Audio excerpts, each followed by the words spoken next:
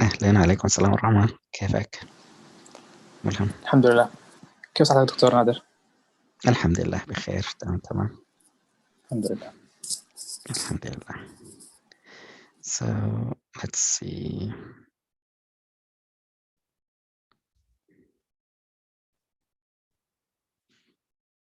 Today, Ali, are you ready for moderating or leading the Zoom meeting?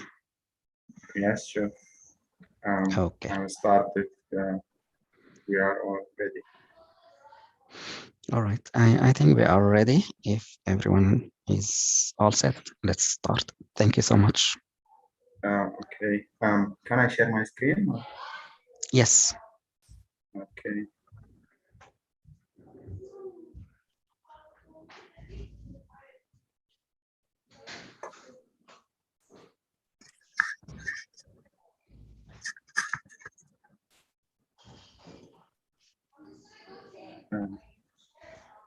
Okay. Should I start now? Yes, please. Okay. Hello, everyone, and welcome to the Telegeriatric research meeting. Today, 22nd of May, our agenda for today. First, we will know how to formulate research manuscript by Khalid Osman. Then, Dr. Nadir and Sumi will present research opportunities and master programs. Next, we will discuss AGS meeting if anyone has updates.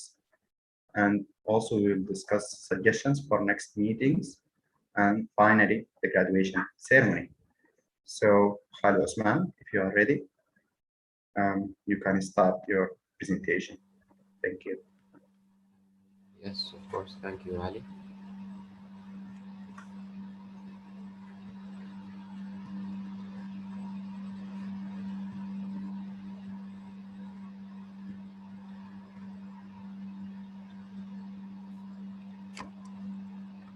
Can you all see the screen? Yes, we can. Okay, great. I'm going to present how to formulate a research manuscript.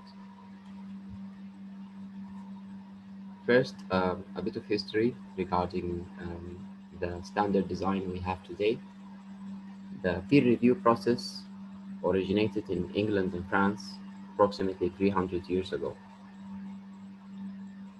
The origins and development of the scientific and technical press can be traced back to 1665, when the first modern scientific papers appeared, and they were non-standardized like we see today. There is a global standard that we use today, which is known as IMRAD. That is mainly what I'm going to discuss today. There was a theory experiment discussion format. In the 19th century, it was used. So it's it was the first development into a standard way of writing your manuscript. And then later on, MRAD introduction, which is method, results, and discussion, was standardized in scientific journals.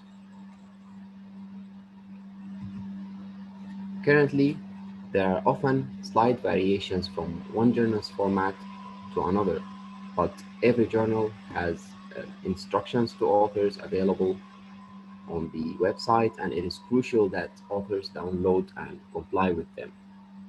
At present, MRAD is the format encouraged for the text of observational and experimental studies by the uniform requirements for manuscripts submitted to biomedical journals. The first part is the introduction. Think of the introduction as a mental roadmap that must answer for the reader these 4 questions. The first one being, what was I studying? Why was this topic important to investigate? What did we know about this topic before I did this study? And how will this study advance our knowledge? You can also use this roadmap to critically evaluate your research question to see if it's worth going through or not. let's take an example, and I will walk you through these steps. If we are going to, if you want to study um, the effect of aspirin in reducing myocardial ischemia, then this is what I'm studying. This is the answer to the first question. The second question would be that, of course, it's important because myocardial ischemia is the most common cause of death worldwide. And then we can go to the third one. What did we know about this topic before? We know much about the relationship between aspirin and ischemia. It's pretty much established that it decreases the risk. So it's a great way to both write and analyze your research question. And um, if we take another example and we walk through these questions, for example, if you are researching a novel drug and its effects in another disease, and then we know exactly what we are studying, we know why it's important, we know how it can advance our knowledge, and this pretty much makes sure that the study question we developed is valid. A well-written introduction is important because, quite simply, you never get a second chance to make a good first impression. So introductions are a great way of grasping the reader's attention, and much attention should be paid towards writing a good introduction. Here are some general steps that you can follow. First, start with the general information regarding the topic, including definitions. Secondly, narrow your writing towards the specific topic or statement of problem your research addresses. And finally, arrive at your statement of purpose and rationale.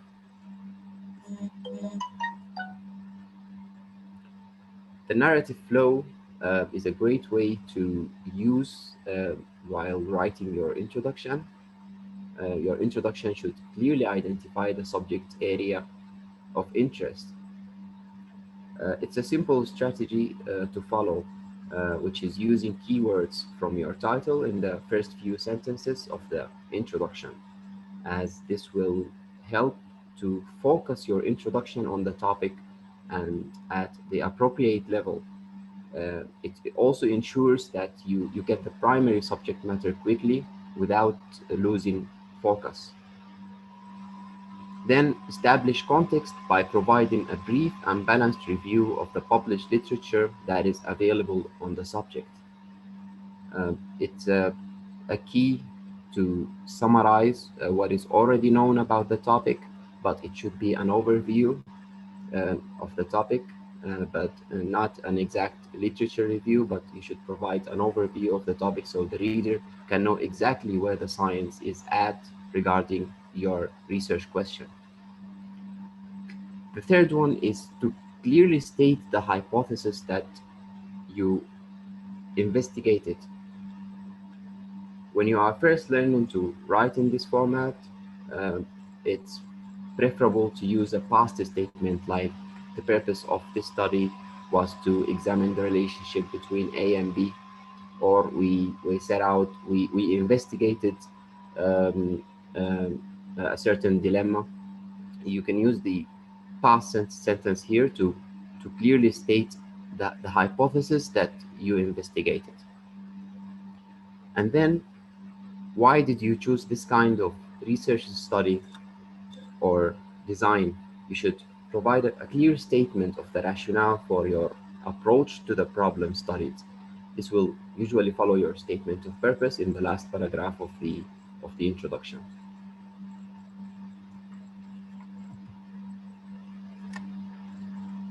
The next is methods.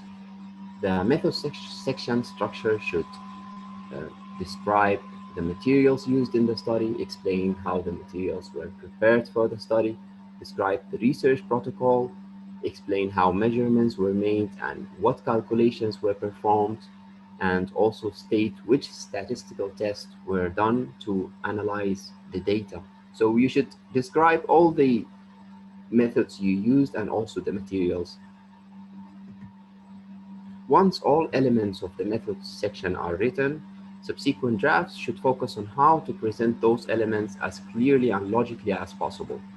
The description of preparations, measurements, and the protocol should be organized chronologically. For clarity, when a large amount of detail must be presented, information should be presented in subsections according to topic.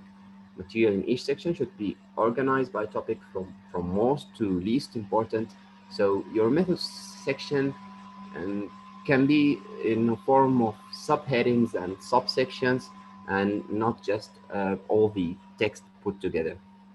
If it's lengthy and if your methods and if the methods and materials you use um, where for example if you are describing the methods of a big research project, and then you should describe each material you used and how you used it. This is the general layout of your method section, or just a list that you should always keep when you are writing the method section so as not to forget an important part of it. First, study design, you should of course mention the design of your study, whether it's cross-sectional, is it a cohort or case control. The second being your study settings, which includes the location, the relevant dates, period of recruitment, exposure, follow-up, and data collection. Thirdly, you should describe your participants in detail. How did you include these participants, which is the eligibility criteria, and also, of course, the exclusion criteria if there are any. Also, methods of selection. For case control study, case ascertainment, control selection, rationale for case, and control choice. For cohort study, it's important to mention that your methods of follow-up, whether it was in person or was it through phone, you should clearly state how you did your follow-up. And also the participation rates.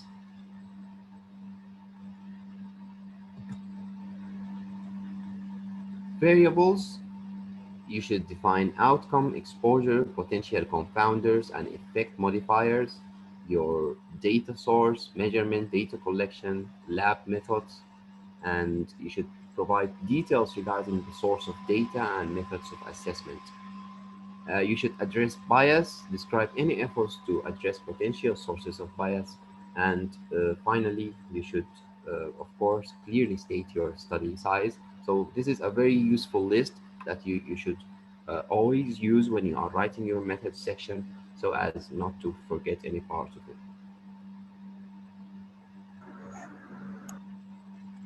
So we went through the introduction and the methods section. Next is the results section. The results section should include the findings of your study and only the findings of your study.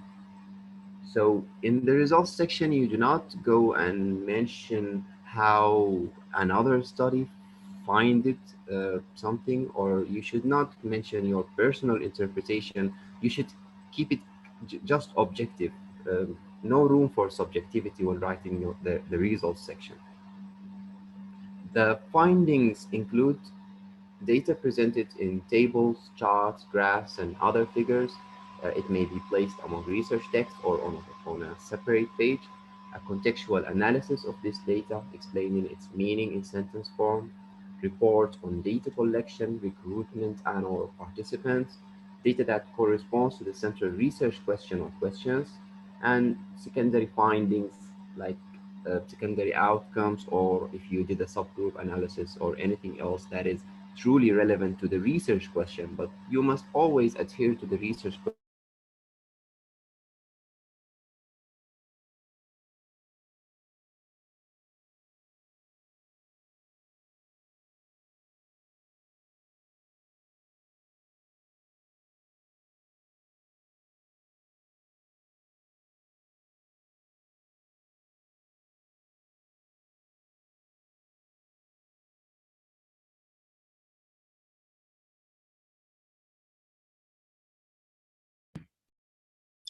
I think we lost Khalid Osman. Yeah. I thought, yeah. Okay. So So maybe Khalid Osman has some difficulties with internet connection. Maybe we can wait him for maybe 30 seconds or so. If he didn't show up, maybe we can move to the next agenda.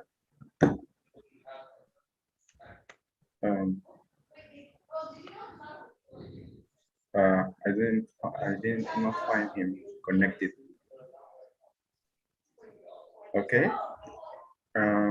Maybe we can move to the next agenda. What do you think? Are you prepared, Dr. Nader and Sumi?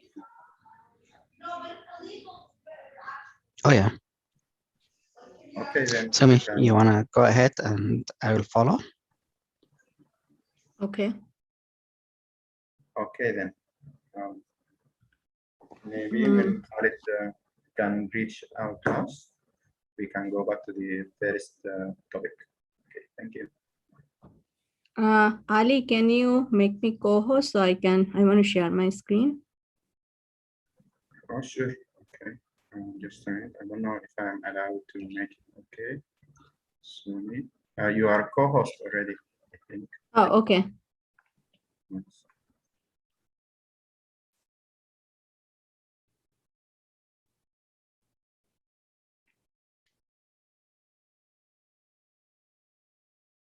So everybody can see my screen?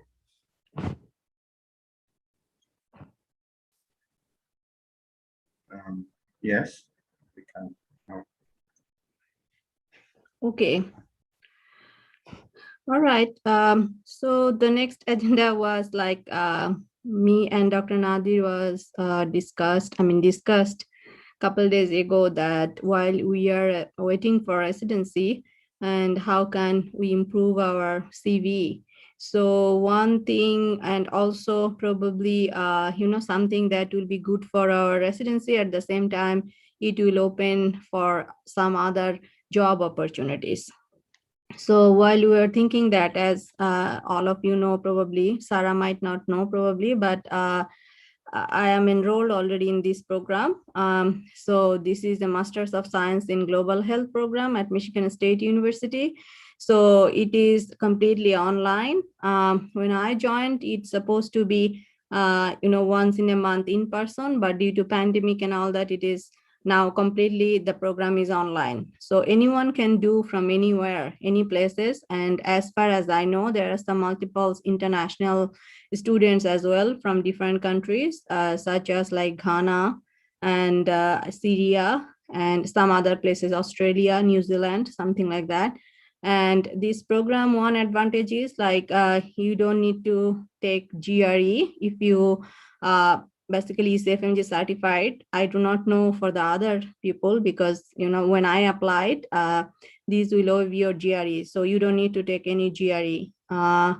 Other thing is if you have a healthcare background, I can tell like it is kind of a comparatively new program at MSU. So it is,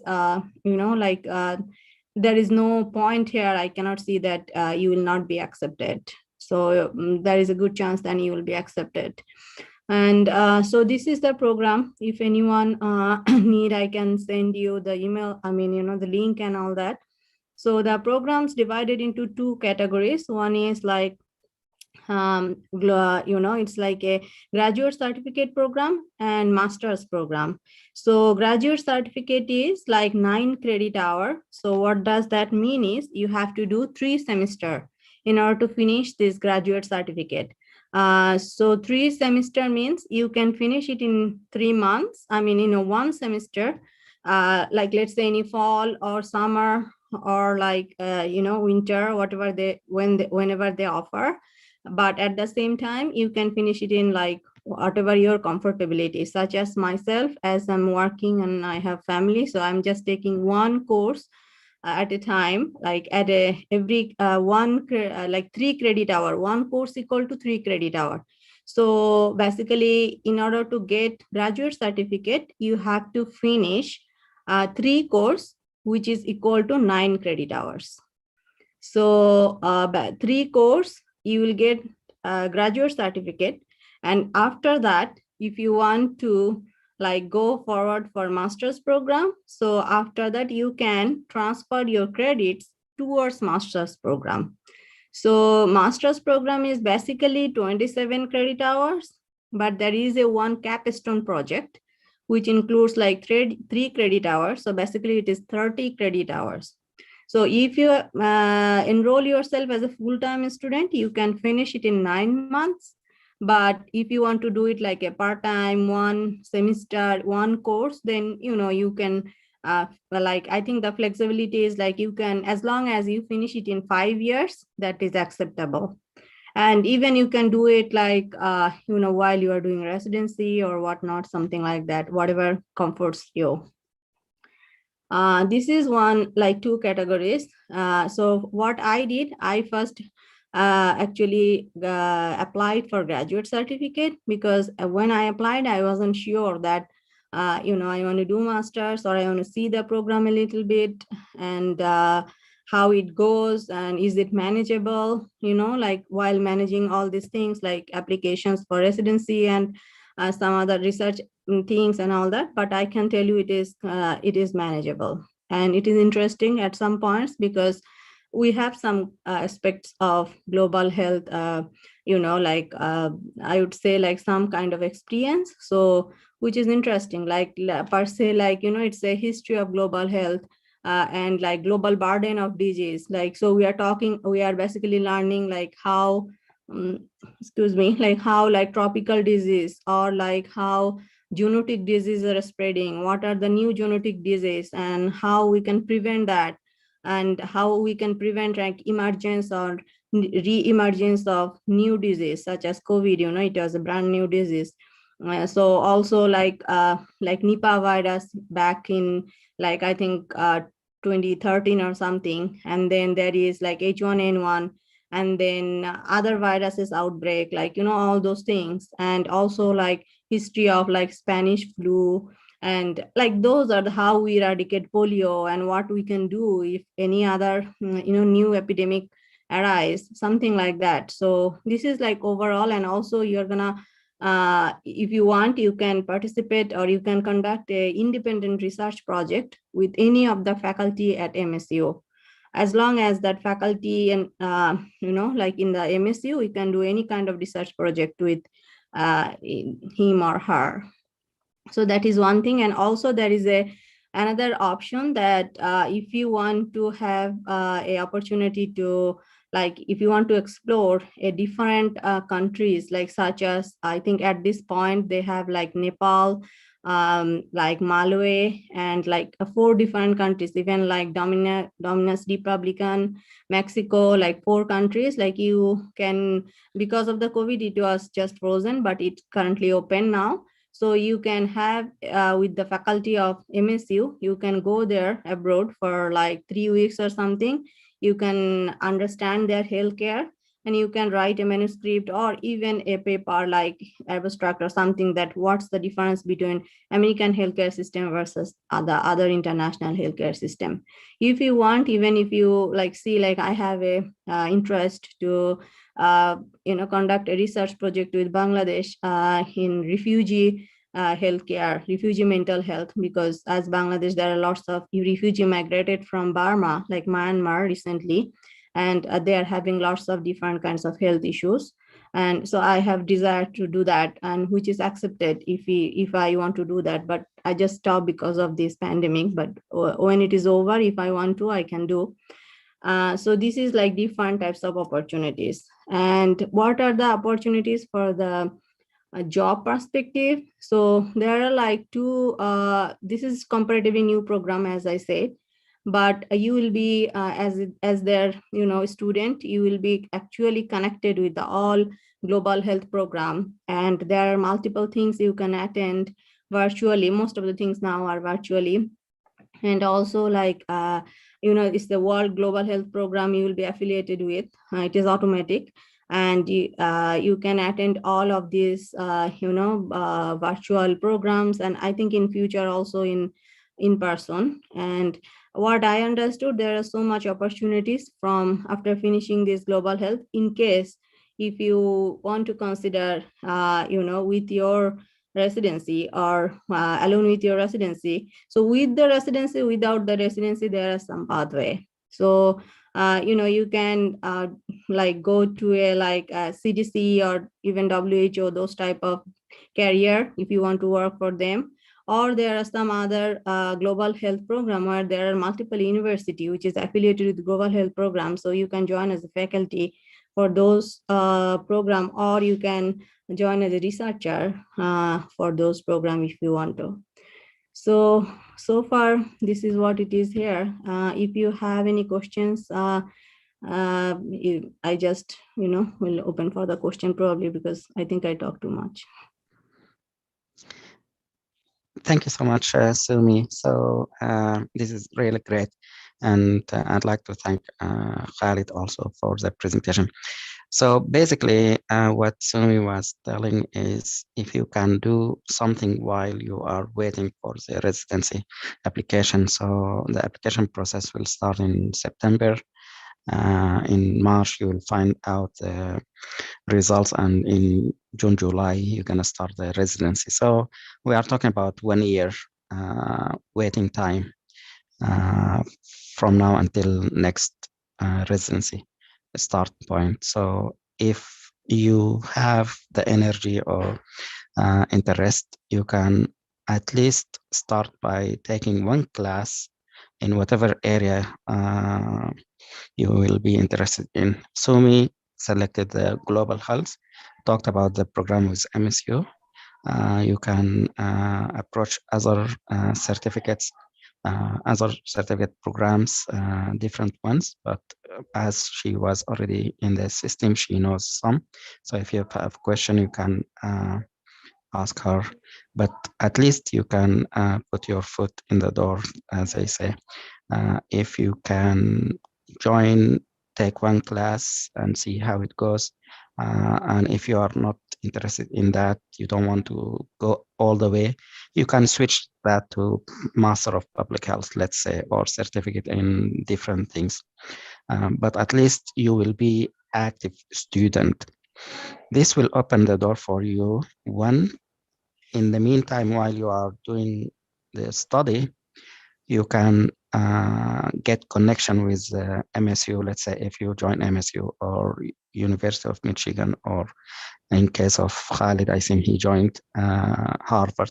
So you will have some connection with some people there if you want to get connection. Number two, if you want to work to get some money, then it's easier for you to join some of the position inside the institution. Sumi, right now you are with UFM, right? Yeah. So Sumi is working with some folks there. So she is getting paid to do some work there because she's still a student and doing some other stuff. And the third part is if you finish the program, let's say you finish the certificate within 3 months, 6 months, whatever times it takes you, you will have the opportunity to work with the government or other opportunities with government or with organizations, and you open the doors for yourself, basically, instead of just waiting until June, July next year. You don't have to be full-time for this position. Even if you work with them part-time or help them, it will benefit you in your CV and your experience. And when you start the residency, hopefully it will help you taking care of your patient and get the big picture. So these are options that we wanted to share and open the discussion for that.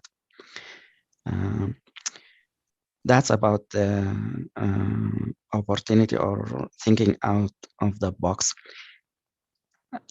Just one more update I want to share with you is I spoke to Dr. Al-Dusugi.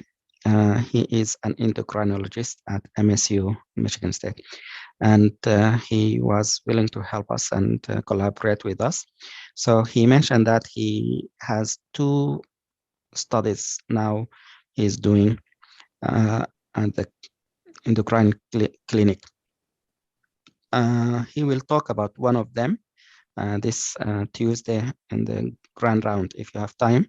If you want to know more about the first project, he will mention some detail during his presentation at the grand round in telemedicine at noon time. If some of you is interested, I sent you an email with his contact information. So after Tuesday, if you get more information and you think he will be of help to you, you can contact him directly, or if you want me to be in the loop, you can we can talk together to him. What I understood from him, he wants someone, maybe a couple of the fellows, to work in the clinic when he found a good candidate, one of the patients to be enrolled in his study. So basically, I understand that you will be in the clinic a couple of hours a day, couple of days a week. It might be flexible. You will decide with him, and then you will meet with the patient and explain the consent form, and if the patient agree, you explain the study design and what the details entails, and then if they enroll, then you'll be included in the study basically as a researcher, and when it's done you can write abstract or something like that. It will have a good opportunity for exposure to actual research with participant like this patient. That needs you to be in the city of East Lansing. So people who are in Michigan might be eligible for that. It may, and that is open for discussion with Dr. Al-Dusugi. If you want to help remotely, he may be open to that. So maybe you can get patient contact information, then you can get the information or discuss or consent over the phone, virtually meaning. I'm not sure if this is an option or not for him, but when I talked to him, he was talking about getting physically into the clinic. The requirement is you need to take the course or the class that we talked about early in the fellowship about the IRB approval. I think there is a course, the cost $100 to take it online. If you are with MSU, I think they offer that course for free.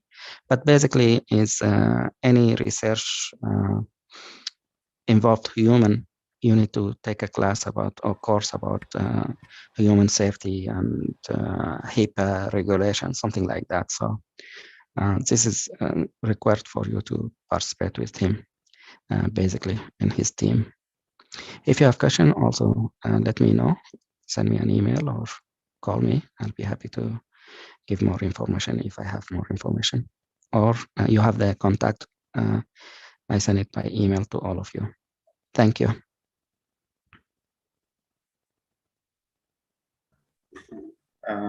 Thank you, Dr. Nader and Sumi, for sharing these very important opportunities.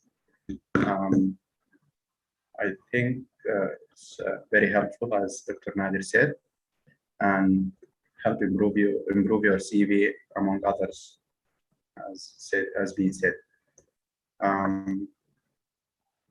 Khalid Osman, he said that he lost internet and electricity. Welcome back, Khalid. I think for now, if we have questions for Dr. Nader or Sumi, or comments or anything, the door is open, and then we can go back to Khalid's presentation. So, Marwa, I think you raised your hand. Yes, please go ahead. Hello, everyone. Thank you very much. Khalid, I'm sorry, I apologize for coming late, so I wasn't able to attend most of the presentation. I also would like to thank Dr. Nader and Sumi, especially Sumi, very much for the details about this program. It's really interesting. And I just have one question. Is it fully online, or are we supposed like to attend some of the classes in person?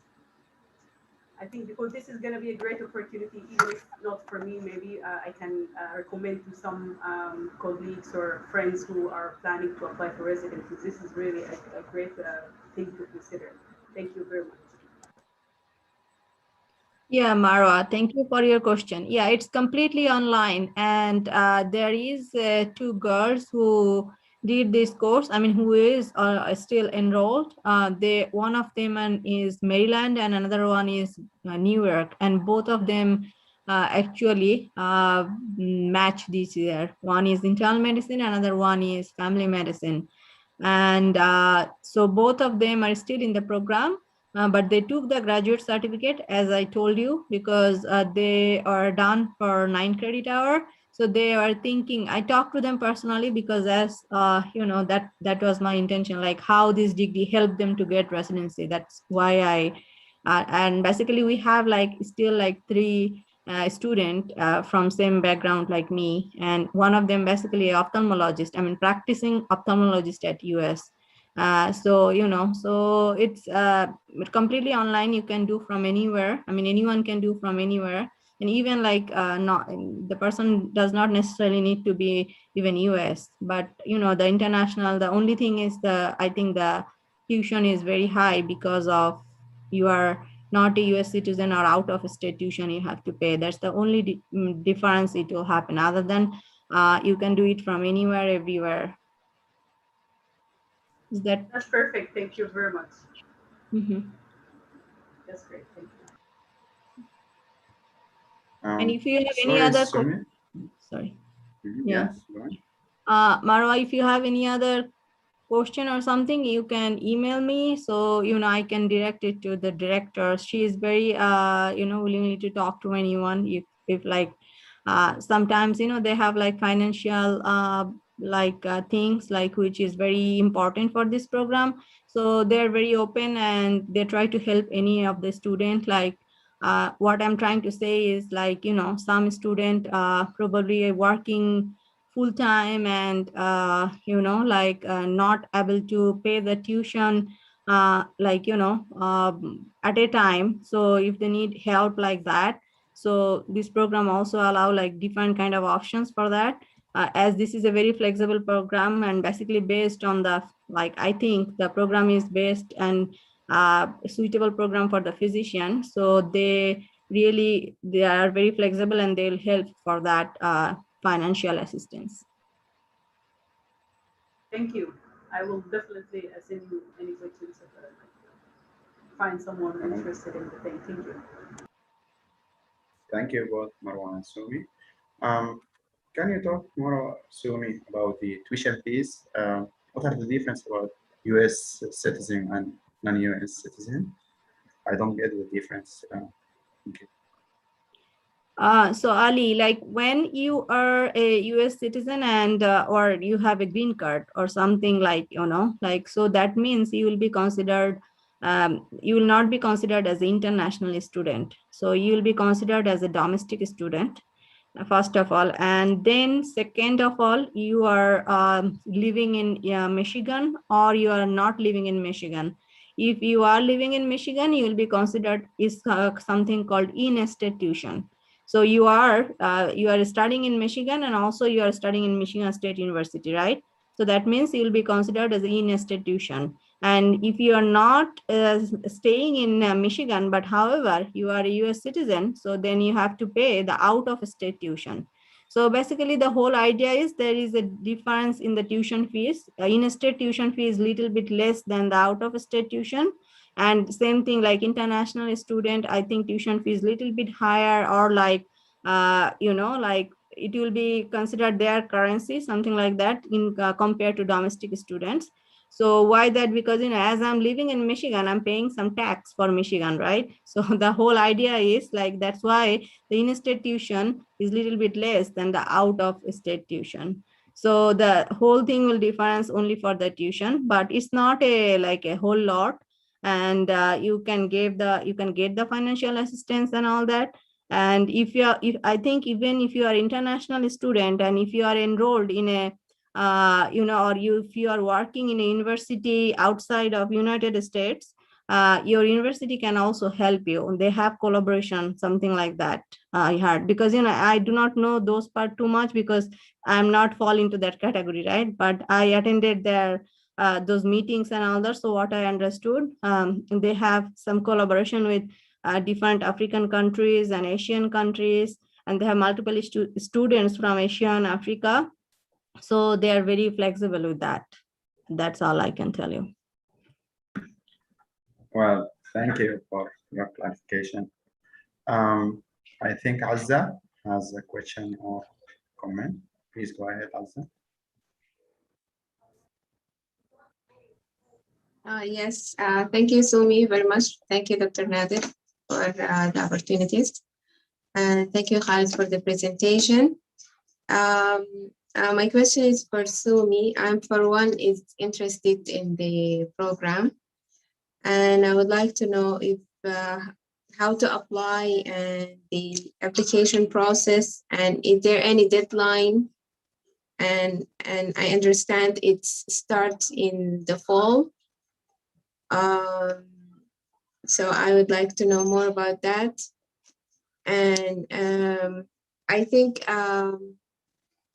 also for Ali's question about out of like people is not living in the United States, I believe the problem would be the financial aspect, because everybody here can take loan from the government and they can pay it later on.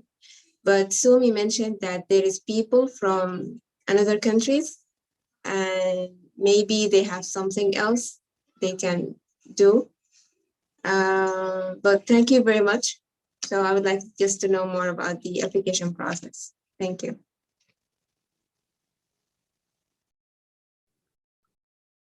Yeah, thank you for your question. So can you still see my screen, right? So, and also like after this meeting, I can send you all of this information. So I guess the admission for, like next semester, it is like July 1st, the deadline. So you can, next semester means it will start, I guess, like second week of August. Somewhere in 15th of August, or it depends on like, like every program has like 1 or 2 weeks like difference. But anyway, I guess like it's second week of August, but you have to apply.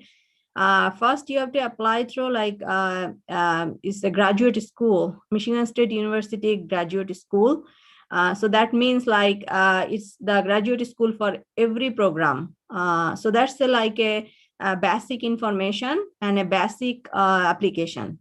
After that, you have to apply for like, you have to provide them some personal statement, your CV, and why you want to apply for this, and what is your career, goal, something like that. So this is all online, and I can send you all the information how to apply with that. So when the graduate admission department, like when you submit your online application, first you will get an email that your application is like perfect, and you are accepted. After that, you have to apply for global health specifically.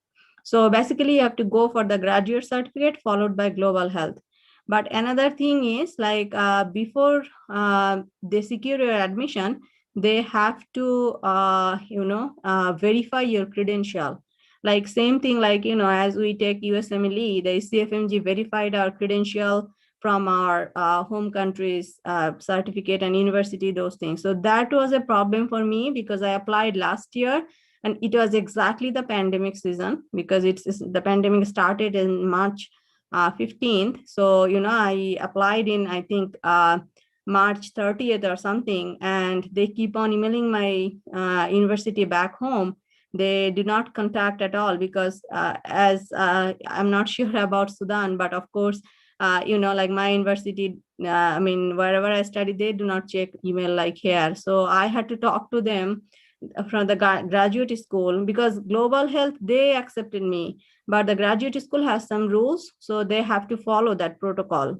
They cannot screw all those, they cannot skip one of the protocol. As global health accepted me, but if graduate school does not accept me, I'm not still not in. So make sure that like when they send it, all your certificate, like MBBS certificate and all this, it has to come from your university to directly to MSU graduate school. It is, I mean, nobody can, like, for my case, I try to that somebody can send those things to MSU. No, it will not work. So I had to go through Bangladesh embassy because of this pandemic situation. They contacted to my university, and then they get it. And but what they they do is, I told them that I'm CFMG certified, and when I did another research fellowship at MSU while I was preparing for my exam, they also verify my credential. So as this is the same institution, so they rely on them, I think. So they put me on hold until they get my credentials. So I gave them 3 months. They gave me 3 months, and within 3 months, I arranged somehow to have, like, through Bangladesh embassy. And then after that, they gave me my full acceptance. So that's how it works. That's the only part I can see that. But I think now it's not a problem. My problem was because it was starting of the pandemic and everything was locked down over there. So, all medical institution, university, everything was locked down. Nobody was in the office, so they are not contacting at all. But at the same time, they cannot do anything. I understand that, because they have to follow the graduate admission rules. So, that's kind of, if you really interested and want to apply, I will tell you, you start your application online. And if you need any help, like anything you are not able to understand or anything, I would be happy to help you. Or if you want to talk to, the program director for this program, I can connect you both. And if you have any specific questions, she can answer you better than me, I think. Is that? Oh, yes. Thank you, Somi. Yeah. Thank you, Azza, for the question, and thank you, Sumi. Please share the details in the group of the application. So a couple of Dr. Nadia, points in addition to what Sumi said, just to clarify. So the basic application is through the graduate admission. So it's a form you fill, and then I think the cost is $100 for that. They process that, and as Sumi mentioned, they will verify your certificates and credentials. Then you decide what, if you go for Sumi's program, the global health, then there is another application, I think, to that. So you go through their own, you apply and get approved from them, and then you will be accepted to that program. The courses, I think it goes by credit. So each credit, I think, costs about $900, give or take, maybe 1,000. It depends if you are in Michigan. If you are in New York, let's say, or different state, it may be higher, maybe $1,300, $1,500, something like that. I'm not quite sure about the international, maybe more. But in any case, you can find out the fees for the credit for the classes. And I would suggest that you see what courses you want to start with. In geriatric, we say start slow and low dose. Also in this, you can go same approach. Take a small class, see how you are interested, see how it's affect your life if you are busy with family or other commitment, and then you can take more classes or more than one class if you want to finish early. I don't think the idea is to finish very quickly. I think the idea is to put it on your CV, improve your skills, and open the doors for opportunities while you are waiting for the residency in June, July next year. So thank you. Thank you, I Dr. Nader, for the input. Yes, Sumi, go on. Yeah, sorry, I couldn't find that raise button, it's always difficult to find because I'm sharing my screen probably, that's why. Anyway, I totally agree with Dr. Nadir that my whole intention was, to improve my CV and affiliated with a very good academic institution. And also, of course, as I said, there will be many opportunities will be there. As you know, I'm working at the University of Michigan in a, I would say like it's a very good position. That's why I was not able to quit that job. But in between, when I was doing my master's, there are different opportunities came.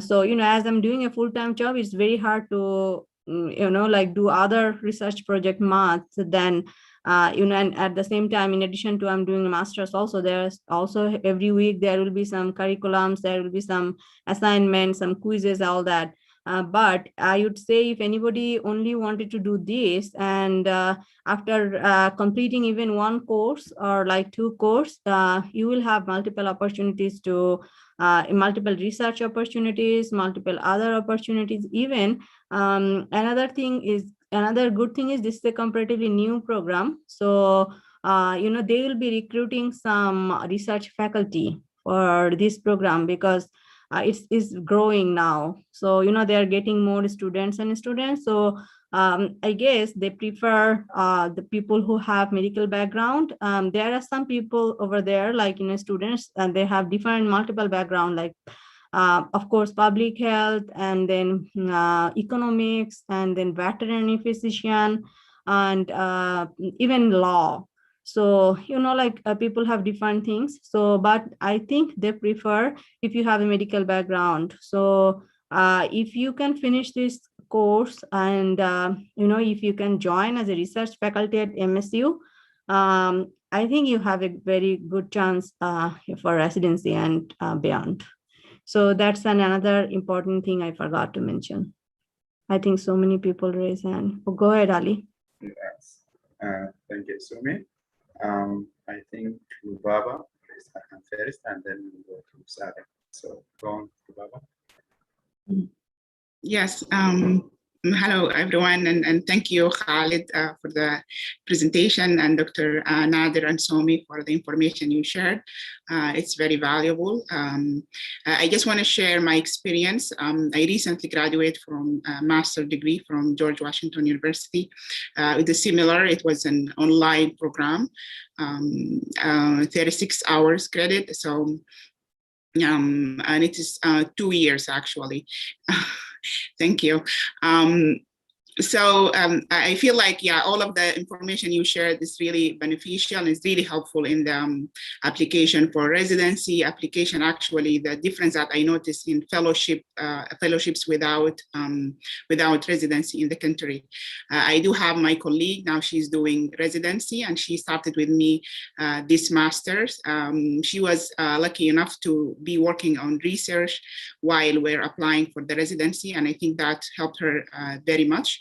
I had some family obligations, so I wasn't able to explore all of the opportunities that I found through the master to enroll on it or take it while I was doing the master. Another thing that I took my time doing the master, not continuous with the work that I'm doing, because I have some conservation about taking loans and stuff like that. So successfully, I finished it debt-free.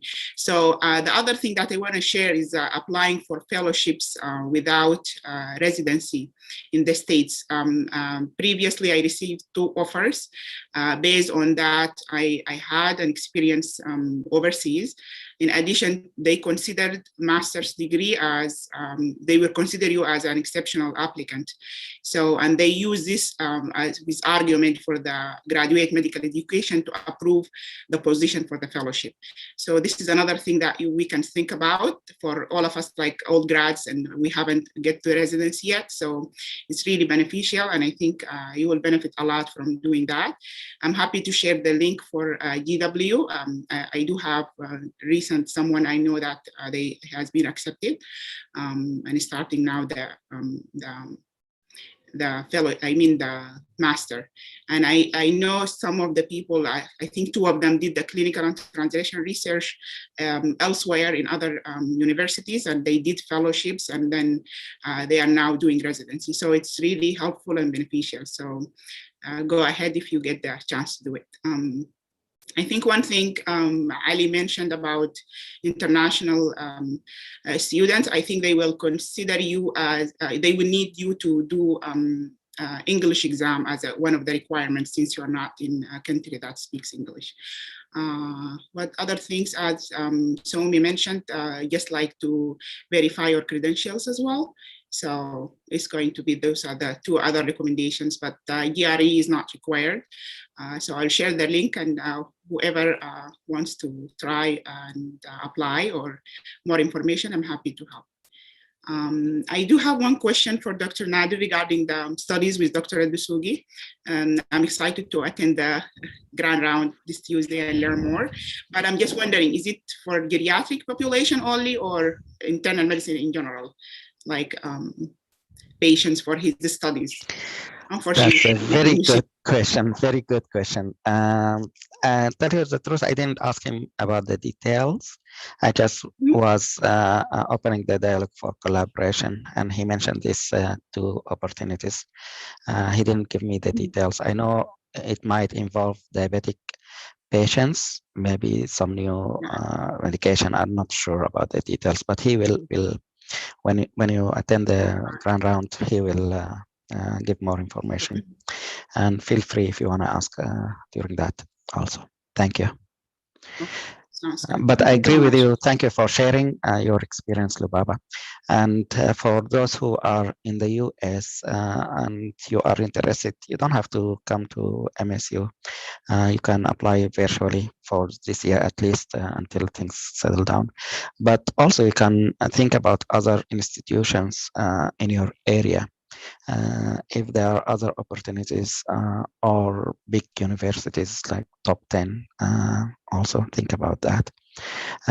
Just sometimes it helps that when you put a big university in your CV, it will open the door so much. Thank you. Thank you. Thank you, Lubaba, for your input, and thank you, Dr. Nadia. And also congratulations, Barbara, and wish you all the best of luck for fellowship. I think now it's Sarah's. Please, Sarah, if you have any question or comment. Hello, everyone. Thank you, Dr. Nader and Sumi, for your presentations, and congratulations, Lubaba, on your graduation. I also would like to share my experience. Currently, I'm a graduate, an MPH graduate student at Ohio University. And I believe it's a very helpful process. Like it helps with like to upgrade your CV. Also, when we are applying for residencies, particularly during the COVID-19, we have like very challenging to do some externships because of the lockdown. So it was a very good alternative. It was a very good cover up for the gap year, the last year. So, and it's also like it's a full-time job during graduation, during the application. So like whenever everybody says what you are doing the last year in the interviews and stuff, so you say just, I am a full-time graduate student, MPH graduate student. Also, one of the things I learned about it is that if for who are old grads, it's considered that we are still current students. So like for instance, I graduated in 2012. So like whenever we do the phone calls during the interview season, just we tell them like whenever they ask you when is your year of graduation because this is a big filter for us. You just say, I'm a current MPH grad student at this university. So it helps to escape some of the filters like based on the year of graduation. As for also for the English language, I did a waiver, like because we studied English at our medical schools in our home countries, so we don't have to. I didn't have to go to the TOEFL exam or anything. I just asked my like the employees in my university just to get to provide me a proof that I had my medical education in the English language. And this waiver was accepted by Ohio University. So like I didn't have to do any GREs or TOEFL exams to be accepted. So like just like it was all paperwork and processing for me to get to be considered by the program. I have a question for Sumi though. So how can we benefit from our like graduate studies to establish connections? Like it's prestigious in our applications. We get titles, we get to better know about the healthcare system and everything. But how can we establish connections during the studies? Thank you so much. A very good question, Sarah. Yeah, like I understand that the MPH faculties at Ohio University or Ohio State, I think it's Ohio University. So those faculties probably affiliated with either community medicine or a family medicine program or infectious disease, some of these faculties. So, you know, like you should try to continue to contact with them. And you know, I mean, you used to say, hey, I graduated this year from the MPH program. They are very supportive for their student, I can guarantee you that. Because you know, this is what I felt. This is not something like where we came from, because you know, here the students and the teachers relationship is totally different. Of course we build that relationship with Dr. Nadir as well, but you know, they're very helpful to their students and you know, to their future career goals. So when I was interviewed for this program with the program director, I directly told her that my goal is to get residency basically and to practice as a you know, like a practitioner at USA. But my so she asked me, like, do you want to practice as a global health practitioner or public health practitioner or like a you know, internist or family medicine? So I had to explain that, but she agrees that, you know, we'll try to help our best and try to make you connected to those faculties, and you know, we'll open some opportunities for you, that how it could help. But at the same time, you know, I'm not a full-time student because, as I mentioned, I'm already have a 40 hours job, and which is difficult to manage as a full-time student. I cannot, you know, spend that much of hours. Basically, I have left only for my weekends. And so then I told that, you know, like what I'm trying to tell you is during the application, so even before the applications, you should contact. Last year when I applied, I was very new to their program, so I did not know much of the faculties. But this year, I guess, like, you know, I know a couple of these faculties, and you know, like based on my GPA and all that, I can tell them that you know, you, and also this is good for your interview. During interview, you have to sell yourself this part. Some people even, you know, they might think, oh, we do not need a person who is doing MPH or global health or whatever. But, you know, that's a lie. Basically, if you have a degree from any university at USA, from their mind, of course, inside their mind, that's what this program director also told me, like, you know, my global health program director, they are definitely, they consider you a little bit extra than others. They might not agree or admit in front of you, but they have some consideration in their mind because you know the system and you study here as a student, which is you are literally comparatively like as competitive as medical student here. None of us did go to medical school here, right? But we went to a graduate school here. It means, I mean, you know, if you are graduated, so that makes a big difference, but you have to sell that part very cleverly. Because, you know, our tendency, we don't know how to sell ourselves, basically. You know, that's I was told so many times from the director that Even this does not come, somehow you have to, during the interview, when you communicate even with the program, you have to tell them that point that, this is your strength. We cannot change our graduation a year, we cannot change our scores, but I tried my best to prove that I'm as equivalent as their graduate degree, and that's why I earned a graduate degree. And also at the same time, like, they know that you understand the as you told that we are like somebody like me, also probably you also, like little bit older graduate, we prove that we can learn things, like every new challenge we can accept, and we can learn things even we are a old graduate, right? Because you are still learning. So that's the way we have to cover up this part. And I think what you should do is go all these MPH faculties, and also I don't know, like what are the specialties you want to go either internal medicine or family medicine. You should directly approach to them. Like I'm not sure like Ohio University accept like foreign graduates a lot. Is a foreign graduates friendly or not? Regardless, this is your school where you graduated, so they have some respect for you, because you, of course, you paid the tuition and you are their student, right? So you should whatever the like department you want to contact, you should contact that I graduated from this program, and I did this research, and I was involved in this if you did any research with any other faculties, you should mention that. And then I'm interested for this program. You already contribute to them, so I mean that should be your first thing if you do not do it yet, I would say. I was told from my program that I have to do it. No way. Thank you, Sumi. I just want to add a couple of points to Sarah. Thanks for the question, Sarah. So basically, the connection, as mentioned by Sumi, is you try to see the faculty in the program, faculty members. If you are interested in family medicine, try to expand the search for yourself.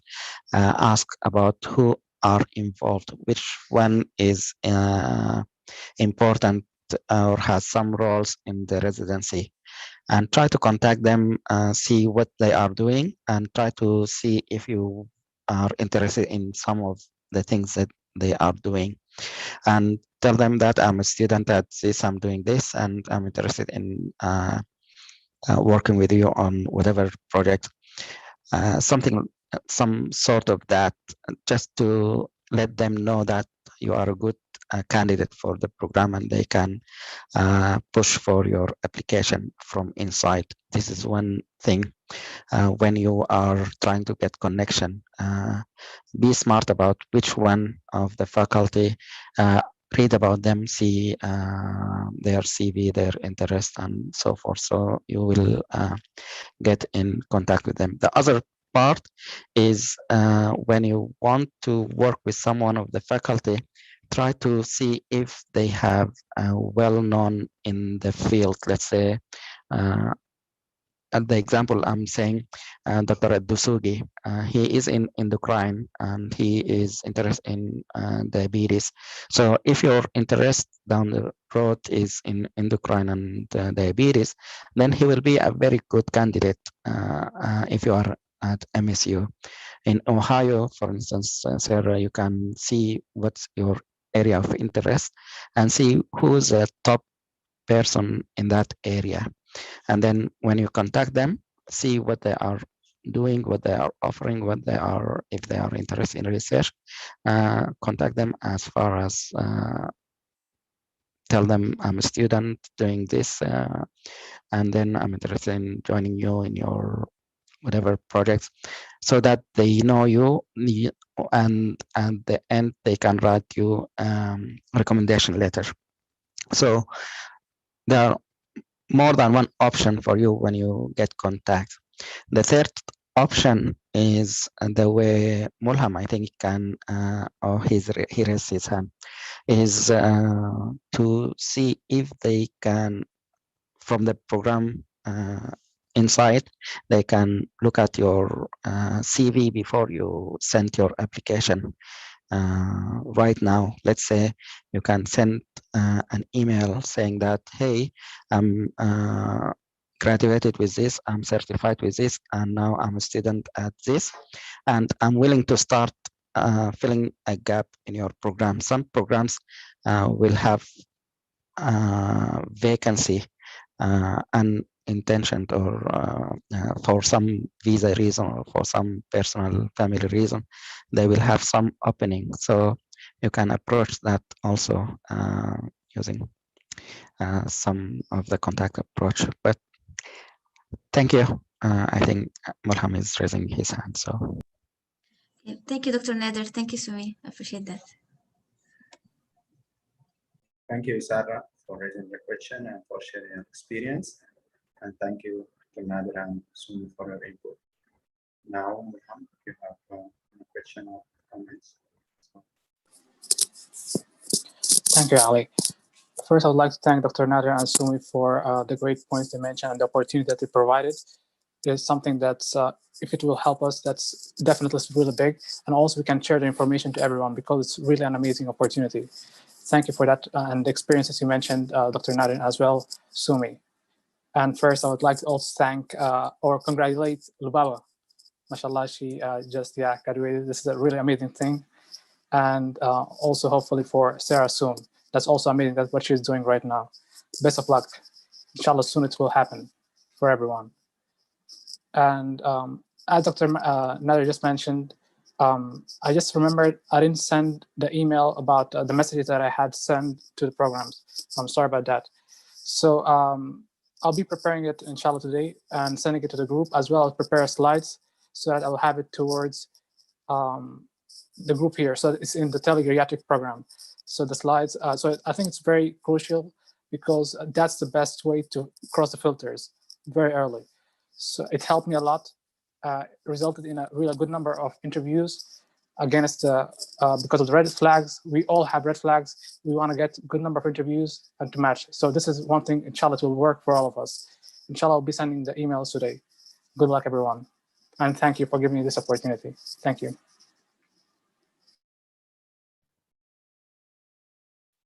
Thank you. Okay. Any other questions or comments? Sumi, please go.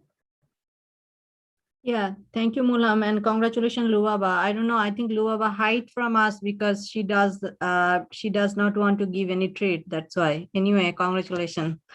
And another thing I forgot to mention that if you are employed any university and working as a research assistant, research fellow, or research, I am not sure about research fellow, but research associate or something like that, research scientist or whatever, there is an opportunity for tuition reimbursement.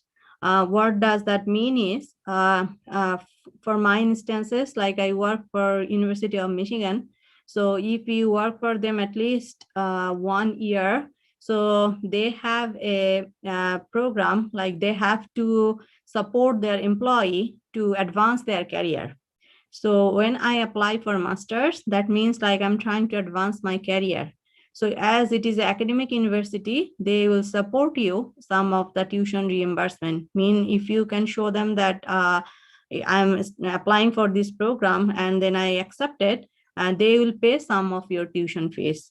Most of the academic universities, regardless your position, like even if you are a medical assistant, if you are a research assistant, regardless, even from faculty to research assistant, everybody will get that opportunity. Why I'm trying to tell you, because as many of you probably will share this information to others, so they can, whoever works any kind of university as a research assistant or associate, they can, this tuition reimbursement process, like some of the people do not know that probably, but they can go ask their department and then say that hey, I accepted, and how can you help me with the tuition reimbursement. So when I applied, I did not know that actually. So as it pandemic started, so any additional like 401k and tuition reimbursement, everything was frozen, because the hospitals and the administration, they are losing so much money due to cancellation of all elective surgeries and all that, right? So we are on hold for every employee was on hold for 6 months for any kind of reimbursement and tuition fees and any kind of conferences fee, anything like that.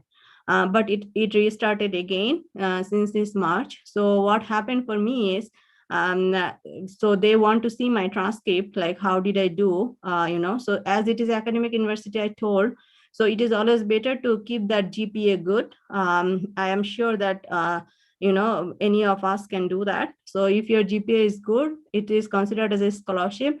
So they told me that if the course I already took, like retrospectively, they at least able to pay probably half of it if I applied for it.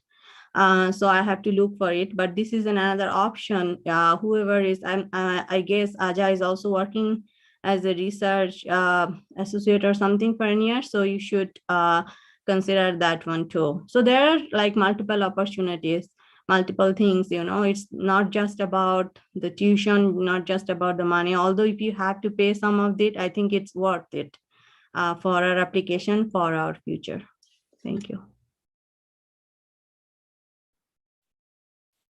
Yes, thank you, Sumi. Is there anyone else who would like to add or ask any question? If not, maybe you can go back to Farid. Farid, are you ready to present the steps for the writing manuscript? Yes, of course. Okay, please So- share your screen and start. Okay. Okay.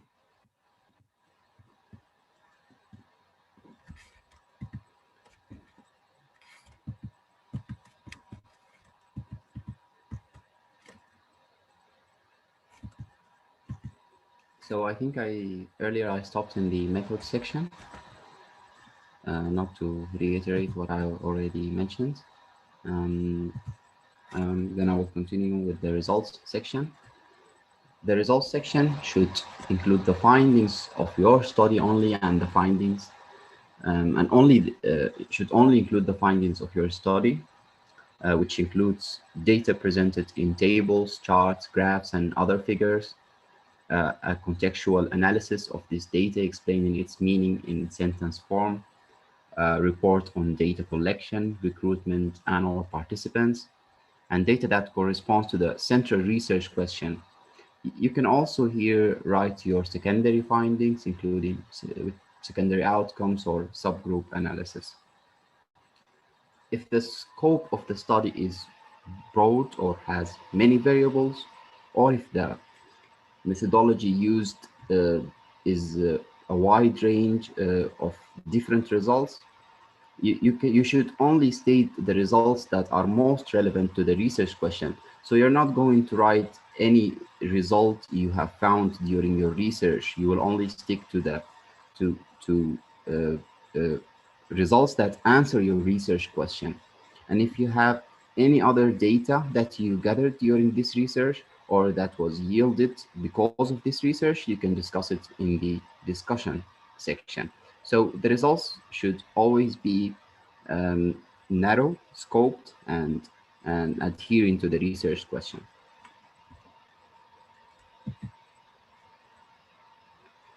The final part is discussion. You should summarize your results and outline their interpretation in light of the known literature. This is the first thing that you need to do when writing a scientific discussion section. You should describe the conclusion from your results and then explain what it means with regard to what is already known. You should also remember to emphasize how your results support or maybe refute the current hypothesis in this field. So if your results contradicts something that is already known, you should clearly mention that in your discussion section. Secondly, explain the importance of your results. Be sure to advocate for your findings and underline how your results significantly affects the field or moves the fields forward, how you are advancing the field exactly. Remember to give your results and don't undermine it. You should exactly mention how your results advances the field. Thirdly, acknowledge the shortcomings of the study. Explain any limitations that your, for example, hypothesis or your experiments might have, and the reasoning behind these limitations. You should know them in and out, and of course, mention any limitations. So it's a balance between mentioning how exactly you helped the field and how maybe your opponents might have a different opinion regarding your results. And finally, you should always discuss any future directions. As you did discuss what is already known in the introduction section, it's very important to discuss the future directions in the discussion section.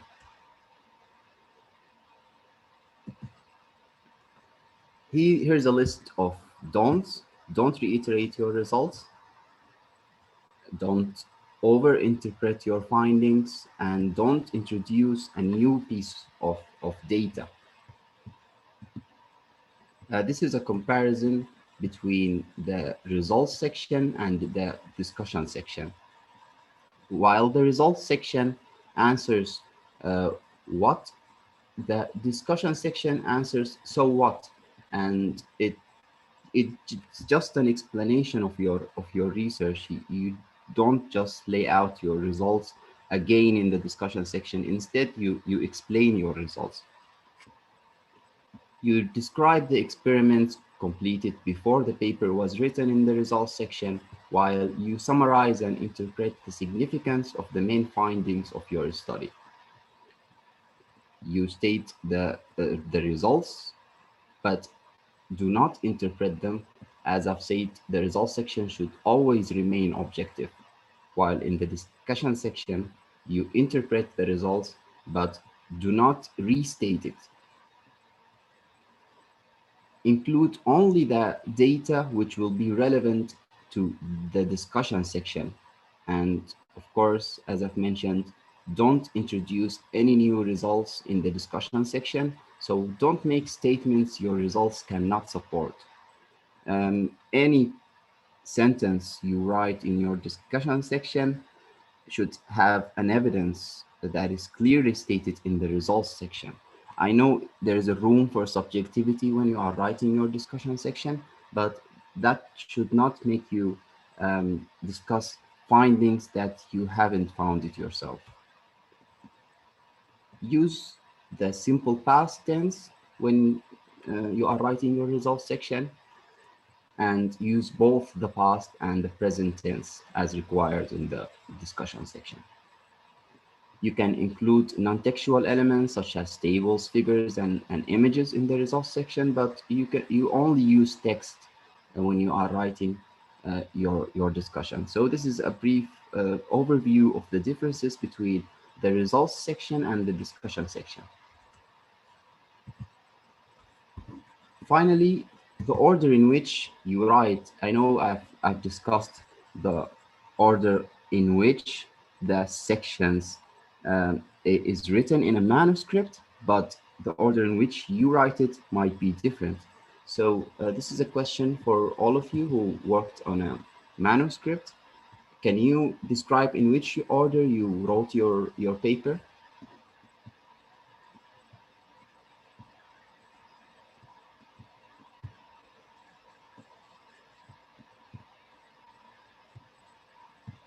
Anyone with an experience with writing a manuscript can share with us how they did so.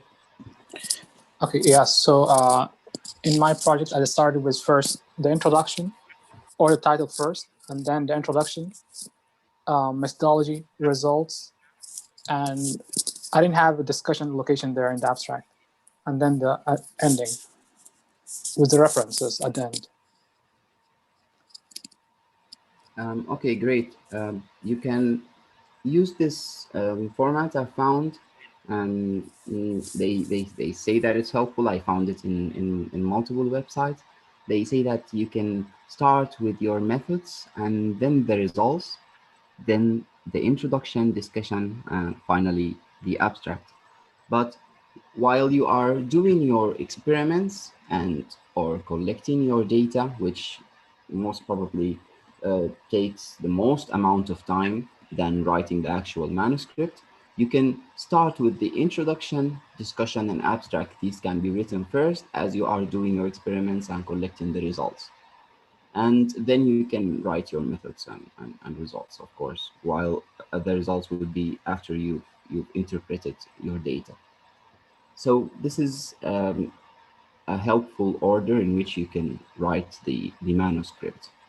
And of course, that goes without saying, before you even start writing the manuscript, before even you write the title or the introduction or the introduction or whatever, you should thoroughly research the topic. You should know all the relevant literature. And then you can go and start the process of writing your manuscript. Finally, writing the abstract.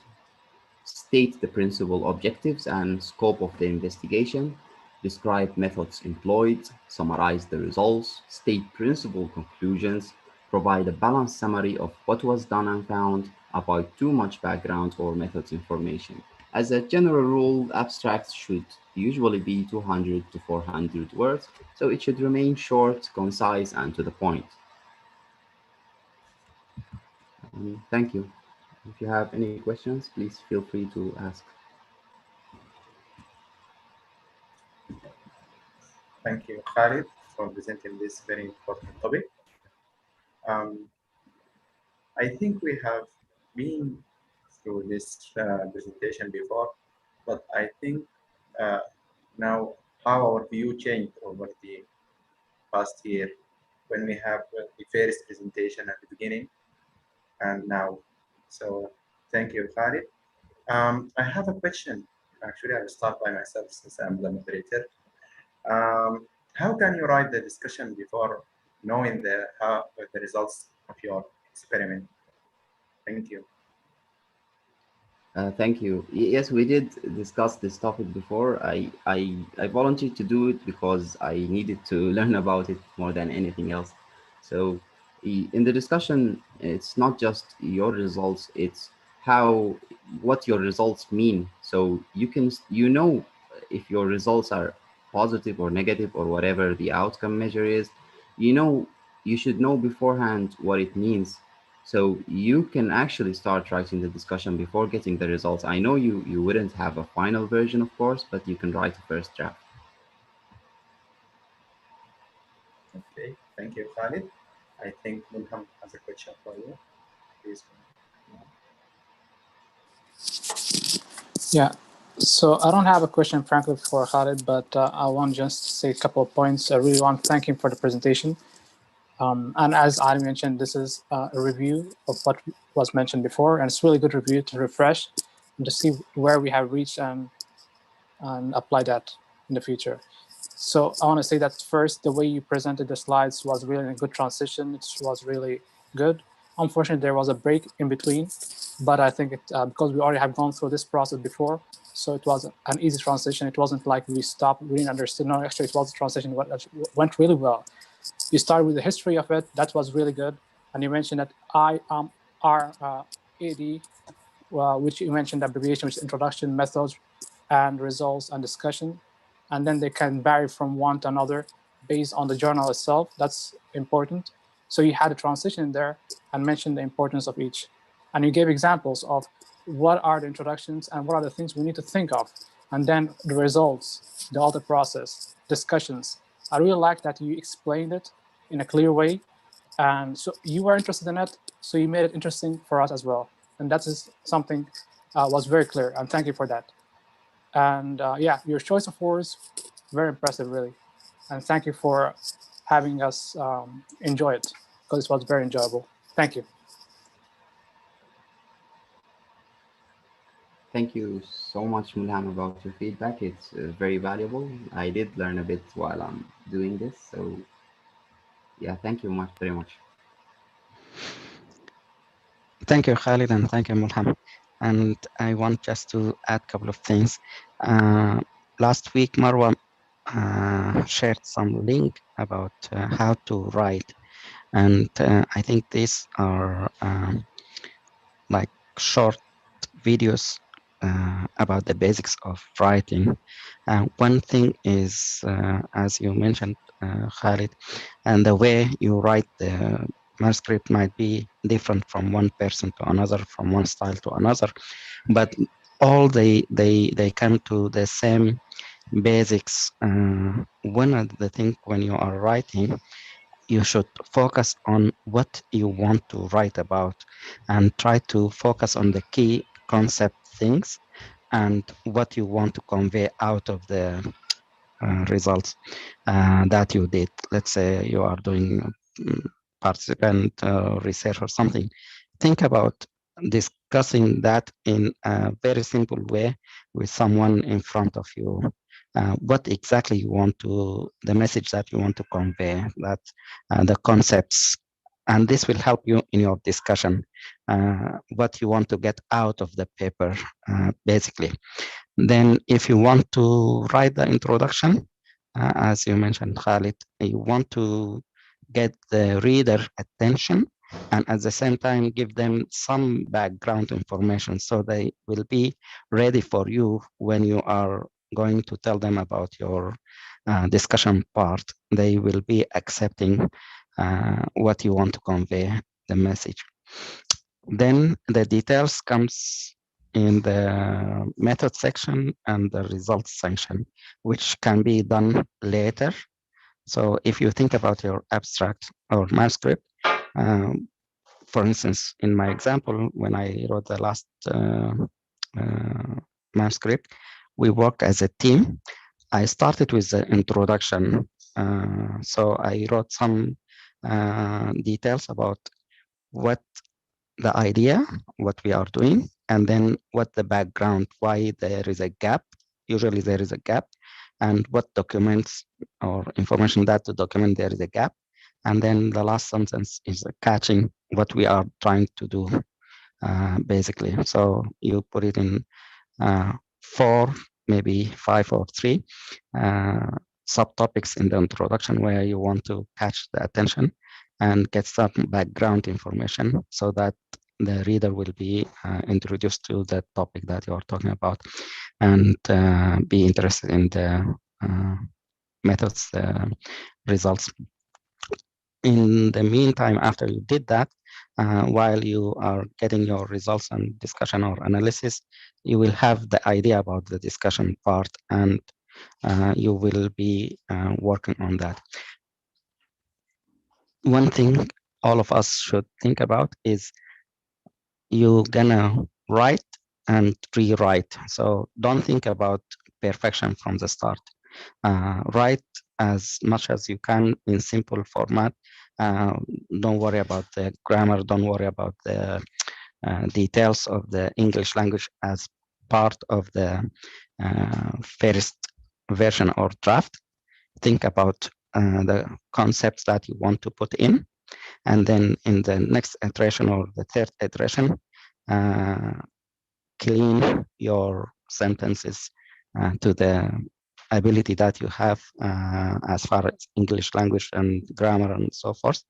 And at the end, when you are ready to finalize your version, I think it's better to speak to someone who has English language as a first language for them so that they can understand or see it from the different view as far as language concerned. I think, and then when you submit it, I expect that it can be either accepted with some revision. They will ask you to revise or correct or improve some part of your manuscript. This is what happened to us. Our manuscript, when we send it, it was accepted, but with some revision required. So 2 reviewers reviewed the manuscript, and each one of them has some comments. So we have to address each comment and correct or clarify or modify our manuscript according to what they asked us, and then resubmit that. And then if they have more clarification, they can ask you more. And then finally, you can resubmit and they will accept that. So it's kind of a process. During writing, you can rewrite, and during submission, you can submit. Expect that you will clarify or clean your manuscript again and resubmit. Some journal might not be interested in your journal and reject your manuscript, your manuscript. And that's expected. So don't get sad or get discouraged by that. So what we think when we submit is we submit to the best journal. If they don't accept that, then we have a list of to go to number 2, number 3 journal, and then one of them will accept the manuscript. So this is what I want to share with you. Thank you. But you did great, Khalid, and thank you, everyone. Thank you, Mulham, for pointing out the presentation key point. Thanks. Thank you, Dr. Nader and Mulham, for your feedback. And thank you for the tips you shared, Dr. Nader. I think I came across one of the experts last week when I was looking for grant proposal writing, and I think it applies to all scientific writing, in the sense that initially you don't have to worry about perfectionize your work and the grammar and so on. So maybe it's just write down your ideas and call it maybe first draft. And of course, it won't be the same as the final draft you submit. So thank you, Dr. Nader, Wilham, and Khalid. Is there anyone else who would like to comment or add anything?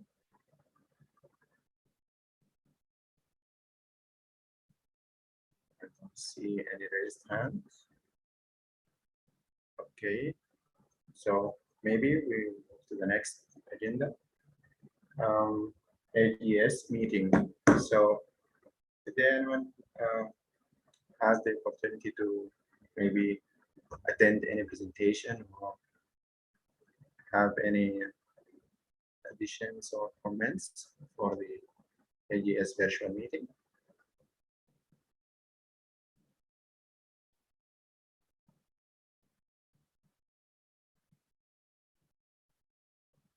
Okay, then Khalid Amulham. Okay, Khalid, please.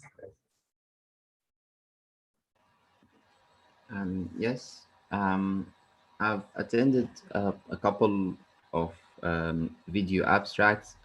I've also joined a Zoom meeting, but unfortunately I couldn't finish it.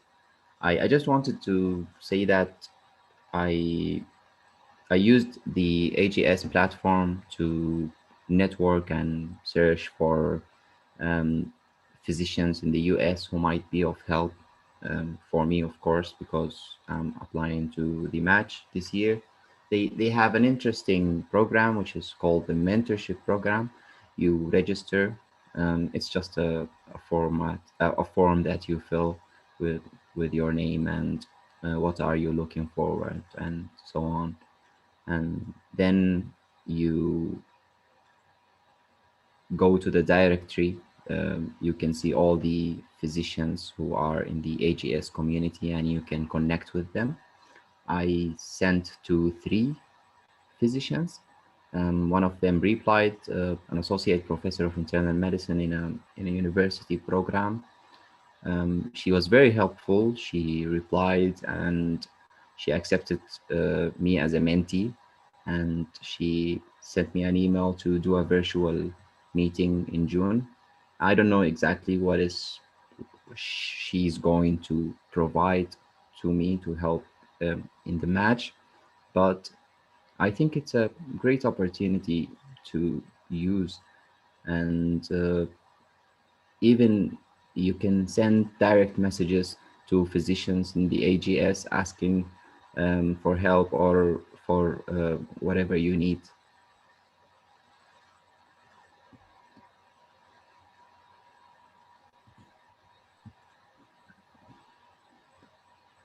Yeah. thank you, Khalid, for sharing this experience. I don't know if you have lost the internet or if you have finished. But anyways, Mulham, please go on. Yeah, maybe Khalid had an issue with the internet, but I'll continue from what he said, and I really thank him for the point he mentioned. This is a really important point, which is when we have this opportunity, we need to contact them. They'll be impressed that somebody who attended such a meeting is contacting them and showing an interest in their research projects, and they want to have some form of mentorship.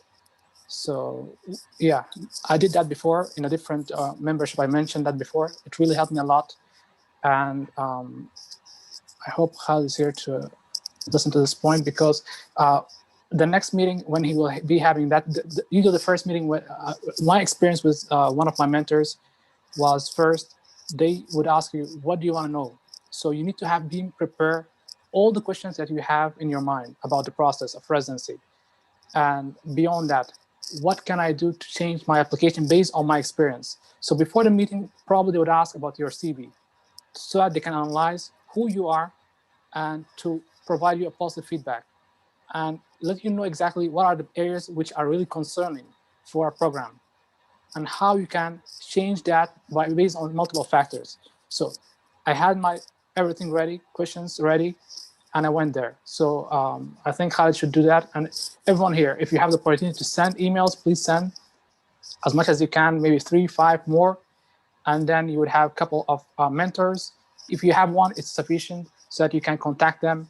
And by the end, when you keep on showing them that you're interested, you're passionate about internal medicine, they would provide you a chance, either directly or indirectly. Even the feedback is really big, because sometimes they will give us opportunities, either projects, research, or others, based on how interested and passionate we are about that part, and to have the opportunity in residency. So yeah, I believe that's something very important. But returning to this point, which you mentioned, Ali, at the start, which is that if we have seen some videos. So I did watch some couple of videos, and I think that the videos are very interesting. Unfortunately, I haven't watched many of them, but it's really, really interesting because there's a large amount of information there. The good thing, as Ali mentioned last week, probably is going to extend up to August. So there's a good time, if not today, next week or the week after. We need to keep watching videos of those because there's a lot to learn from it. The presentations are very interesting. The formal approach, what is being said, how they interact with each other. And because there are different sessions, there is the poster abstract as well as the session itself that was conducted on the 13th and 14th last week. And one thing I would like to say, an example, for example, a title which is interesting that I have seen, which is, are clinicians blind to cortical blindness? So when you see something like that, you'll be like, whoa, I want to see that. So this is the part I discussed last week, which is, it's kind of like journalism. So you're seeing it, you're impressed, you want to see that. Now, the case, it's a case presentation, very interesting, about a 76 years old, mentioning it in detail. It's, I would mention that please go and read about it because it's interesting. Having completed it, I want to go through it again, but it's very interesting. The title, it will grab your attention. There's a couple of this similar titles, and I think that's something something we need to see, and it's something that we'll learn from it. And also the emails, as mentioned by Khalid, seeing those presentations, seeing the email, grabbing the information there, then we can send them exactly what we were interested in the project, and maybe they can be our mentor or have some form of collaboration research projects, and we can assist them in the future. Thank you very much. Thank you, Mulham, for sharing. I just remembered what Dr. Nader advised us when we were about to submit our abstracts, how to change our titles to a catchy one to catch your interest and everyone else.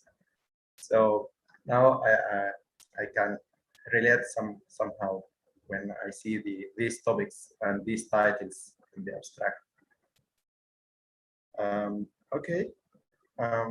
Any other comments or additions, questions?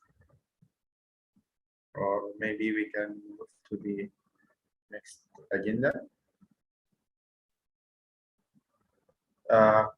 Mulham, did you raise your hand again or from the previous one? This is from the previous one. Sorry. Okay. Okay. So now maybe it's the time to discuss next meeting and suggestions for the next meeting and the graduation ceremony. Dr. Nader or yourself? Yeah. No, go ahead with next meeting if you want to set some agenda for who is going to lead the meeting and what topics you want to discuss and any. Go ahead. Thanks. Yes. If anyone wants to share or want to suggest anything for the next meeting, and who will be leading the next meeting?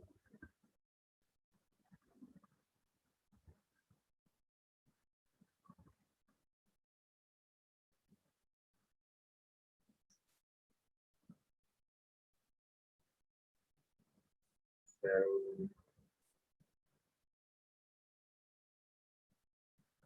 maybe I will pick one fellow to speak. I think Sumi suggested someone, so please, yes.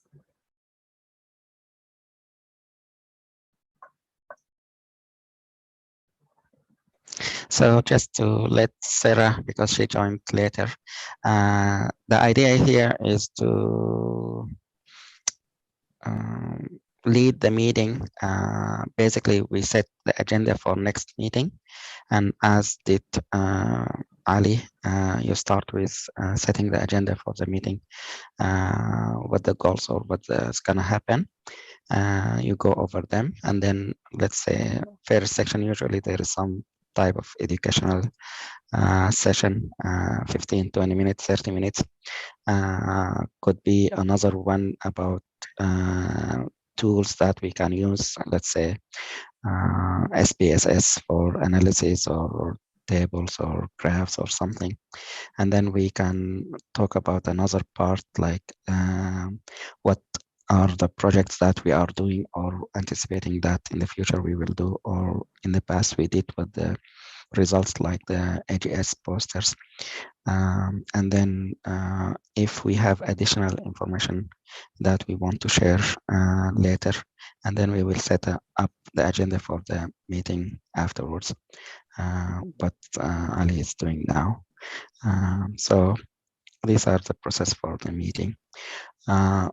In general, when we have our meetings at the department, let's say, we end up with task for each one. Let's say what I'm going to do next time. So out of the meeting, my goal is next week when I come, I will do this. So you will have 1 or 2 or 3 or whatever goals for you to come to the group and discuss or do whatever. So participation is expected in our department meeting. In this group meeting, it's just the practice of how you lead the meeting, and for the participant, how they can share their experiences, ask questions, and volunteer if they want to plan ahead for next meetings, or if they want to volunteer to lead meetings. So it will help you as a leader or gaining some leadership skills and leading meetings. This for all fellows. Hopefully it will help you guys in the future. Azza, go ahead. Yes, Dr. Nader, thank you for setting up our agenda for the next meeting. We have a suggestion. Since we are approaching the end of our fellowship, we were thinking of doing a virtual graduation, something like that. And a lot of other fellows are joining the residency soon. And so they will not be available in the late June or more, mid-June and late June meetings. So can we suggest like doing like a virtual ceremony so everybody will be there, maybe the next meeting or the meeting after that, if everybody agrees on it. So most of us will be available during the meeting. So we need to know if this is something we can do for the next meeting or the meeting after that, if everybody agrees on it, of course. So maybe I suggest we will plan for next, like this Saturday, coming Saturday meeting will be the graduation. Just I want to confirm with all the fellows, if you can, Azza, lead that in the WhatsApp group, see who Yes. can attend. If we have a major or majority of you will attend, that will be okay. If a lot of people say, oh no, next week is not a good week for me because I'm doing this or that, or I will not be available, maybe we can postpone it to the week after. So can you do that by the end of Yes, tomorrow's, sure. like Sunday? We will have a confirmation either for Saturday, this coming Saturday, or if people are not available, maybe the Saturday after. And if that's the case, if it's in 2 weeks, then we should plan ahead for what will happen next week. So we will have someone who can lead and topics. So you will be leading that effort. Is that okay? Yeah, definitely. Okay. Yeah. All right. Sounds Thank like you. a plan. Okay, thank you. Okay. Thank you. And I just want to clarify, first of all, congratulations to all who will start their residency in June, July. And I wish you all the best. And the rest, I wish you all the best also. And you can continue with the fellowship. There is no end date for you. We started with 1 year. It's an optional for you if you want to stop whatever date you decide. If you want to continue, I'll be happy to have you, and will be wonderful for us.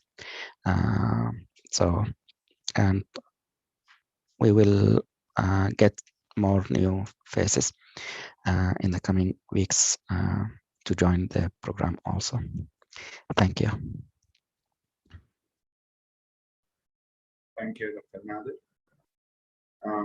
And thank you also, Alza, for taking the lead for the next meeting. I think, yes, Dr. Nader? Couple of question or request, I'd say. If you can, I sent you an email or some, if you can write some biography about yourself, a couple of sentences, 4 or 5 about you, what you are interested in, what's something to put on the website and discuss. If you have an updated photo, that would be great also. And then if we decide to get the celebration ceremony, maybe you can get your family involved and just have fun as much as you can when we get together. Thank you. Thank you, Dr. Nader. And I think that's a good idea to have our family involved. Okay, I think Roa has a comment or suggestion. Hello, Dr. Nader, Ali, and everyone. Hello. Hello, Roa. Hello, Roa. Hi, how are you? Hope all is good. And I'm really sorry for not able to join the past couple of weeks in Ramadan. All I wanted to say is that if the graduation ceremony will be not the next Saturday, May 29th, I will be happy to join the next meeting if it's not the graduation ceremony.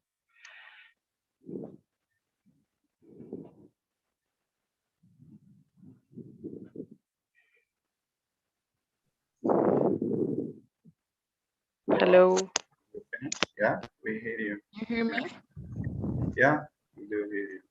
Please continue. What I'm saying is that if next meeting is not the graduation ceremony meeting, I will be happy to lead the meeting. Okay, I So got we it. have a Okay. leader. Yeah. Okay, so maybe Azza will be the leader or the coordinator of the ceremony whenever it is, Yes. if it's next week or the week after. And Roa will be the moderator for the next meeting if we postpone the ceremony. I do have a question, Dr. Nader. If you have set a date for the next, I don't know, fellows to join or to the next year. I'm currently reviewing some of the application. We have some, I'd say 10, 15 applicant. So we reviewing their material now. I think some of them will be good candidates. Some in their early stage. So the idea, I discussed that with Somi on a previous meeting, is to improve your application, the chance in the matching, and hopefully you get into residency. So if you are ready, that will be a good option for you.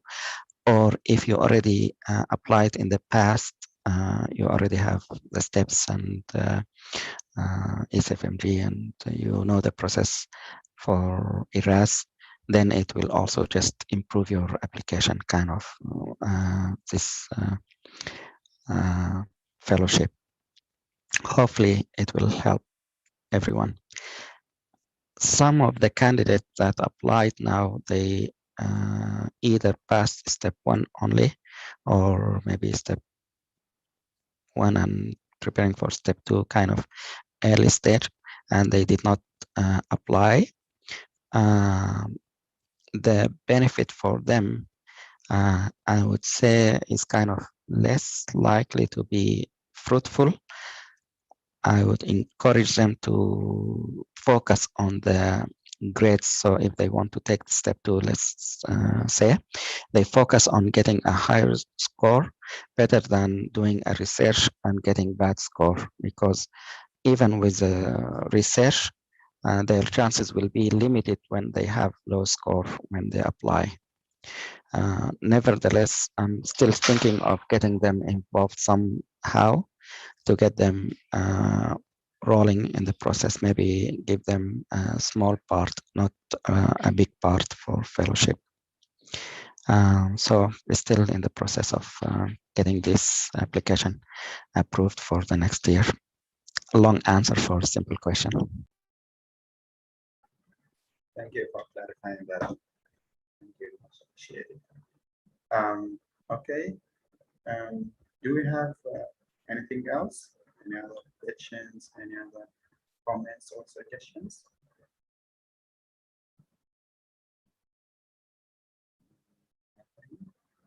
Okay. So, sorry. Can you see my screen? I wanted to show you the agenda.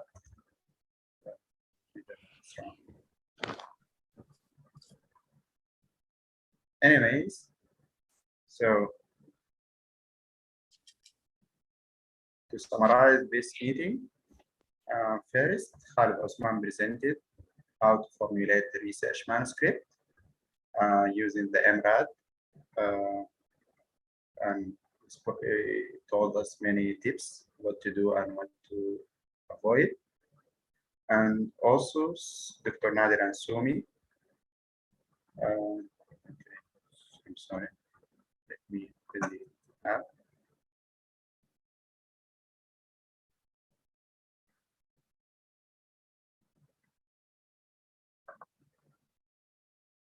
I'm sorry.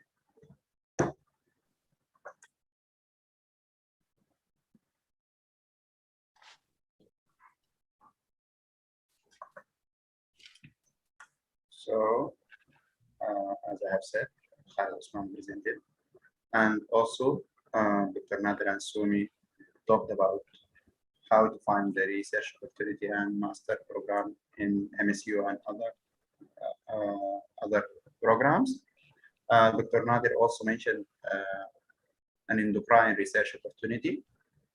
If you have time and the interest, please attend the next grand round on Tuesday at noon time. Also, regarding the AGS virtual meeting, Khalid talked about the mentorship, and also Mulhan talked about the importance of it. With regards to next meetings, Azza will be leading, and she will discuss whether the majority of us is available for the graduation ceremony next week. Otherwise, Roa will lead the next meeting, and we will discuss the agenda in the WhatsApp group. Please don't forget to write a biography about yourselves and updated photo to be included in the website. If you don't have any other comments or additions, this will be the end of this meeting, and see you next week. Ali, Thank I you so have much, it. Ali. Yes, Thank you, Nader. thank you, and see you next week. Thank you, Ali, Dr. Nader, and everyone. Have a great weekend. Ali, Same to thank you. you, Thank Dr. you so much. Nader. Have a great weekend. Thank you. Thank you, everyone. Everyone. Thank you, Sarah. Thank you, Alan, everyone. Thank you. Thank you, Great everyone. I weekend. miss you all.